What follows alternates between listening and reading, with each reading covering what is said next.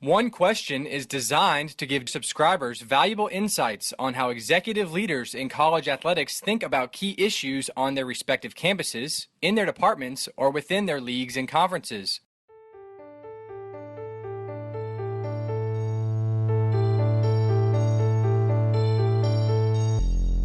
Greetings, this is Ty Brown, and welcome to One Question, where we highlight executive leaders in college athletics.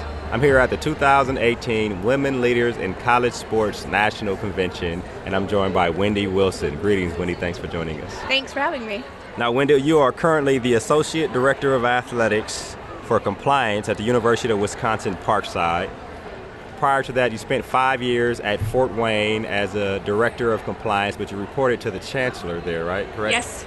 Okay. Yes, I did. And then overall, you've been in college athletics for roughly 13 years, including some coaching. Correct. Right? Yep. So compliance is an interesting position because it's your job to make sure everyone in your department is educated, A, to protect the institution, but also for them to protect themselves for if anything happens that is against any kind of legislation or rules and those kind of things. Correct, and it's also just it's all about the student athletes and getting them to graduation, and sometimes that's what the rules are there for. That's what the rules are there to help the student athletes get to where they need to be. Yep. So, in this past, I guess it's been a year since you've been at Parkside. In this past year, you've had a 75% turnover of staff. Yes, right? We've grown our staff. So there's an education process when new staff come in with regard to compliance. Talk to me about how you, especially with that much turnover, what is your educational process in telling people about compliance? These are how we do things here. These are conference rules, these are NCAA rules, and this is how we prefer to operate here on campus. So it really starts with my whole philosophy of it, similar to coaching, is they won't care what you know until they know that you care. So during interview process and during the onboarding process, new hirees will come in and meet with me. Sometimes it's as an individual, sometimes if it's an assistant coaching position, or this year we hired 14 new graduate assistants. Sometimes they come in more than one at a time because there's so many of them. And so we start with just kind of explaining what it is that I do and then why compliance is important to them in their role, and really trying to get those individuals to understand I'm not here to tell them no, I'm here to tell them yes, but that means they have to have an understanding of the legislation before they get there. Are there challenges in terms of education, especially for a new person? I know there are challenges when they want to do something that may not fit the rules, but when they first come in and sit down to learn, do they understand why it's necessary? Not always, and sometimes everybody comes from a different background and everybody comes from a different spot. So we've hired several first-time head coaches who somebody else was always in charge, and it was always on somebody else's, dime. Whether they were being compliant or not was somebody else's responsibility.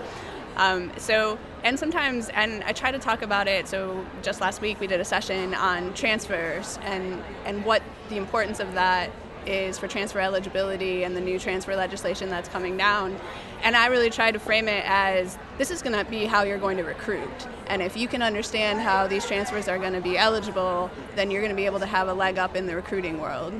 And once they hear that, it turns the light bulb on for them. Oh, no, you just hit the bread and butter. And so we really try to go there with it. And when you have challenges or you have a coach who maybe doesn't see it the same way, it's really about finding backup documentation and examples and trying to really frame it for them in a way that they can understand. Right. Now, are you the only compliance person there, or do you have a staff with you? Tell me about how it's set up at Parkside. So at Parkside, for right now, it's primarily me. I am afforded the luxury of being near Marquette Law School. So I have 2 interns from Marquette Law School who come in once a week to kind of help with the day-to-day as well as get some experience in college athletics. But it's primarily me. I'm lucky enough to have athletic director who supports me, so if he doesn't know the answer, he makes sure they come and see me. And we hired one of our 75% is another associate director of athletics, and he has some compliance background as well, so quite often it's, Chris sent me to see you to make sure that it's going all right. So, tell me about the process of, because education is not a one-time thing, especially when you're talking about compliance, right? Do you do it at intervals, or do you do it once a semester, once a month? Or tell me, especially with the number of student athletes and staff you probably have there at Parkside, what is your process of making sure everyone is on some type of track to come in on intervals to learn about what they need? So we have monthly head coaches meetings, we have monthly staff meetings, and then if I need to, and currently I need to, just to keep everybody kind of on the same page, because we're changing over an entire athletic staff, so you want everybody to have the same thought process going into it. So right now we meet monthly, and my compliance session is separate from the other administrative meetings, just so you don't get lost in 2 hours worth of meetings and people get bored, and I need them to focus a little bit. But we also go, very open door policy, email, text, message. I would much rather help them solve a problem on a Saturday night at 11 than have them have a violation the next day. And so very open door, and I think that's part of getting the trust of your coaches is when they know that they can count on you to back them up, it helps them not have problems going forward. Do coaches come to you before making a decision or doing something? Most of the time. Well, I guess and after, right? Right. Most of the time. And it's been kind of fun coming into a new place and getting them to understand, oh, wait, she's going to tell me about it not just from, this is the black and white rule, but hey, here's what you can do, and here's why it's important to you. And that's been something I've worked hard at, trying to get our coaches to understand that it's not a me against you type of deal. It's how do I help you get to the best possible place you can be. Right, because we're all part of the same organization and we all want to be successful, right? So my final question here, now you're a law degree, right? Yes. Background. And I guess if you're fresh out of law school and you're talking to coaches and administrators, it may sound like you're talking legalese to them, right? Yes. But I guess you coach for a while, so the translation aspect of going from compliance and a big, thick book full of rules and legislation to how does this apply to you here in our institution, how was that process throughout the years in terms of making sure they understand what you're saying and almost speaking their language kind of because you've been a coach? It's part of the fun of figuring out what you want to do in life. Is I like to tell people I tripped and fell into compliance. I was lucky enough when I graduated from law school that somebody called me up and said, "Hey, do you want to coach?" And it was at the Division III level, and was lucky enough along the way for somebody to say, "Maybe you should do compliance."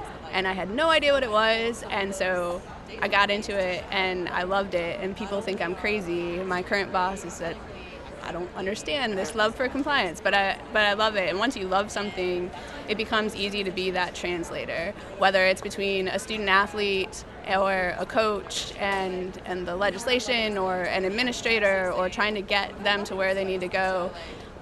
Once the light bulb goes off for those individuals of, hey, you're actually going to get me to the successful point, that's the fun part. Right. Okay, one more question actually, now I think about it, that I've always been curious about. How do people who work in compliance keep themselves educated? Are you reading, like what is the process of educating a compliance director? I'm going to go ahead and out myself, big compliance nerd. So really read everything, kind of keep up to date on what other schools are doing as it comes across. Social media helps a lot with that, and you have, your compliance compadres, as we call them, and you keep up and you see what's going wrong at other institutions, and you see, okay, well, what am I doing to avoid that, as well as you come to conventions like this, or you go to the NCAA puts on regional rules seminars, as well as the conference offices provide, a good hub of information to keep yourself going. But I think part of the love for compliance that I have is actually reading about it and saying, I had a student do that and I couldn't get them eligible, so how did you get them eligible, and how do I really, that's the fun of it, is getting them, I had a student athlete who was a Division I transfer who wasn't going to be eligible, and okay, well, now I get to work with staff and kind of work my way through it and talk about it and figure out, okay, well, this is what we need, and this is the documentation we need, and lo and behold, he's eligible, and my coaches are ecstatic, and, and everybody's happy. And right. student athlete gets to compete, and it all works out in the end. Well, it sounds like to me, Wendy, that you are very excited about working in compliance, very excited to educate everyone, to make sure they're doing what's right, to make sure they are helping the student athletes to stay on track so they can graduate and have a great student athlete experience. I really want to thank you for joining us here on One Question. Thank you. That was Wendy Wilson. She is the Associate Director of Athletics for Compliance at the University of Wisconsin-Parkside. And of course, this is Ty Brown with One Question. And keep in mind, the role of a leader is to create and maintain an environment that people want to be a part of. And as always, be better tomorrow than you are today.